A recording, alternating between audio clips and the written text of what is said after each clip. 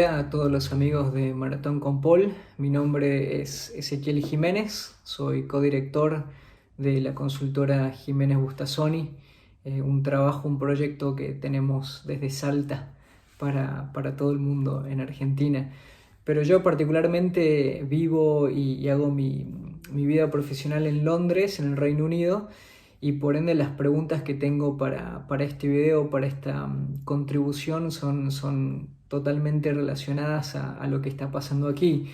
Y en el disparador que aparecen en estas preguntas para la maratón, la primera es la comunicación de gobierno, la comunicación política de Boris Johnson y todo su gobierno durante esta pandemia. Hay que remontarse solamente a un mes de la gravedad de la situación para encontrar al primer ministro, para encontrar a su equipo de gobierno, pensando en una estrategia para controlar la pandemia que básicamente se basaba en intentar controlarle el contagio a medida que vaya pasando por el sistema de salud. Y bueno, levemente o gravemente en pocos días cambia la estrategia a algo que está bastante bien explicado en lo que es comunicación de riesgo, en donde de repente algunas variables que se pensaban controladas terminan siendo destruidas por la realidad. Y vemos un gobierno que habla de la capacidad del sistema de salud pública, que habla de la capacidad de esos valores bien británicos de cuidar al otro, de intentar hacer la cosa pública accesible, pero en pocos días esa comunicación cambia, donde se ven vocerías oficiales, el primer ministro hasta que se enfermó hace pocos días, tomando posta y tomando la autoridad en esas vocerías con ruedas de prensa diarias. Y el mensaje es un poco también repetido y es el mismo en cuanto a tratar de aplanar, achatar esa curva, pero con algunas cuestiones de mensaje de comunicación poco claras. Parte del mensaje de Boris Johnson y su gabinete de gobierno terminan siendo confusas a la hora de saber si uno puede salir de casa, qué trabajadores son indispensables para la economía, a qué sector de la economía se le da un rescate y a cuáles no, lo cual genera ansiedad y lo cual genera que la cuarentena, que hoy en Inglaterra por lo menos no es obligatoria, sigue siendo sugerida, pierde un poco su efecto. Y a medida que pasa el tiempo, ahora ya a principios del mes de abril, vemos que de a poco cambia no solamente la estética del gobierno en cuanto a su mensaje. Por ejemplo, en las calles se ve más policía, se ven temas de publicidad mucho más marcadas en el mensaje, un poco más de crisis, un poco más manejando palabras y frases que en el imaginario del que vive en este país quizás se remontan al momento de la Segunda Guerra Mundial. Realmente un momento muy importante en cuanto a la historia de este país y ahora también marcada de vuelta por esta pandemia. Lo cual deja otros temas que deberían ser los temas de agenda en este año, prácticamente en el tercer y cuarto y hasta quinto lugar. Entre ellos el Brexit. Un periodo de 3 años para intentar lograr ese postulado del Partido Conservador de ya hace muchos años que se ha intentado esto y finalmente tener la posibilidad de trabajar con la Unión Europea en un tratado, en una forma de salir ordenadamente de la Unión Europea, y ese debería haber sido el tema de este año, no solamente el punto de vista de una campaña que se gana ahora en diciembre, sino también el punto de vista de lo que se significa para la cultura, para la política, para el entramado social de este país. Pero el Brexit hoy no figura, y no figura por razones obviamente de esta crisis de pandemia, pero no solamente por eso, sino porque, por ejemplo, los actores principales de esa negociación, ambos del lado de la Unión Europea, el señor Barnier, y del lado de aquí del Reino Unido, el señor Frost, los dos están con coronavirus.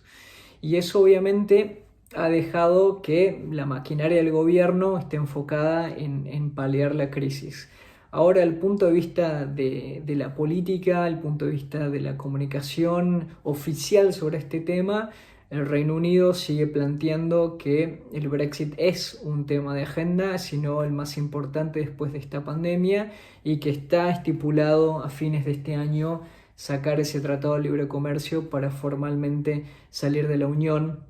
en cuanto el tiempo lo permita. Boris Johnson dijo en campaña, y lo repite cada vez que le preguntan, que es sí o sí este año el año en el que se termina de concretar este objetivo. Parece poco posible, y no solamente desde el punto de vista de lo que representa una tarea gigante de tratar de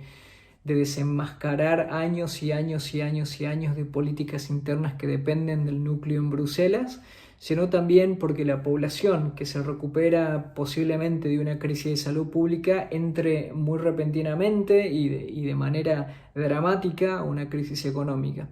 Y en ese contexto, la conversación o el diálogo en cuanto a lo que es Brexit puede poner más palos en la rueda, y puede ser relativamente un problema de comunicación, de tratar de vender la idea del Brexit a varios comerciantes que cierran sus puertas y que ya no pueden inclusive exportar a quienes les compran sus productos. Así que el contexto de crisis económica puede cambiar las directrices de cómo se negocia el Brexit. Y por último, bueno, hablar en términos generales, la pandemia del coronavirus, del famoso COVID-19, abre varios interrogantes en cuanto a de qué manera diferentes gobiernos alrededor del mundo intentan paliar la crisis dentro de una perspectiva que también tenga en cuenta los principios básicos de derechos humanos. Obviamente el derecho a la salud es un derecho humano, es algo que está prácticamente en todo el mundo de alguna manera implementado, desde el punto de vista del derecho internacional, al derecho nacional, inclusive del orden público municipal. El derecho a la salud es algo fundamental en la mayoría de parte del mundo cuando se contempla que los ciudadanos puedan acceder a ella.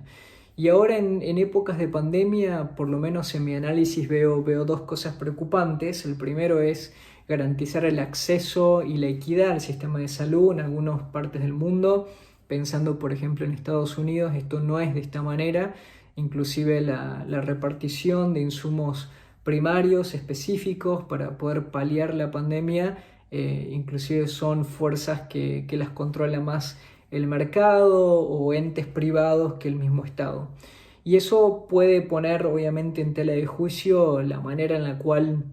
el ciudadano puede acceder a sus derechos. En otras partes del mundo, en términos de equidad, formas de discriminación, tanto de la forma en que uno puede acceder al sistema por su capacidad monetaria o inclusive en la parte en la que vive en el territorio, pueden ser barreras muy importantes para esto. Y sobre todo pensándolo en Argentina, donde la discusión en estos días habla sobre qué rol juega la parte privada de la salud, creo yo que bueno, está bastante maduro la hipótesis de que en buscar soluciones que contemplen principios de derechos humanos, el acceso debe ser garantizado. Y bueno, en Argentina esta presencia de este debate está ahí, y habrá formas de poder buscarle solución. El segundo punto es que en un contexto de pandemia, en un contexto de crisis, en un contexto de confusión generalizada,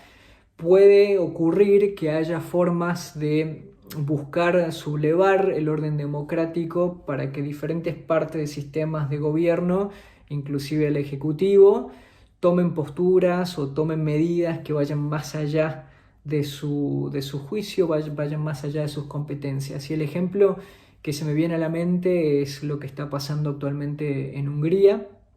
En el gobierno de Orbán